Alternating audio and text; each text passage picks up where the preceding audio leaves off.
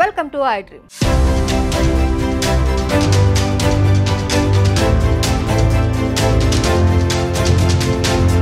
రేవంత్ రెడ్డి ఒకప్పుడు MLA, MP, ఆ తర్వాత తెలంగాణ పిసిసి అధ్యక్షుడు, ఇప్పుడు రాష్ట్ర సీఎం.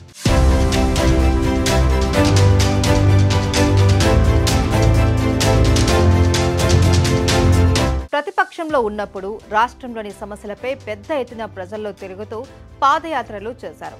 గత అసెంబ్లీ ఎన్నికల్లో కాంగ్రెస్ కు పూర్వ వైభవం తేవడంతో పాటు సీఎంగా ఎన్నికయ్యారు.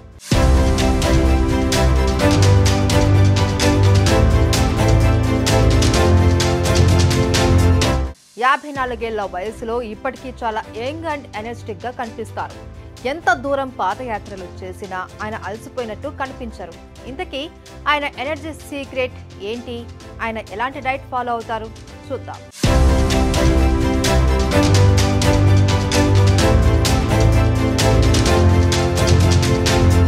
సీఎం రేవంత్ రెడ్డి ఉదయం 4 గంటలకు నిద్ర లేవడం అలవాటు. అప్పుడు గోరువెచ్చని నీటిని తాగుతారు.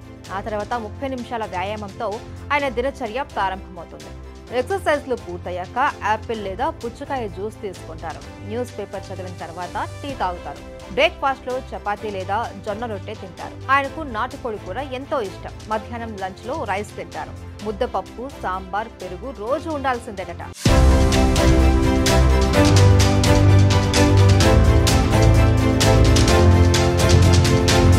మటన్ బిర్యానీ అంటే సీఎం రేవంత్ రెడ్డికి చాలా ఇష్టం. మధ్యాహ్నం లంచ్ ఆలస్యమైతే డ్రై ఫ్రూట్స్ తింటారు. కాజు, బాదం, పిస్తా, ఖర్జూరం ఇష్టంగా తింటారు.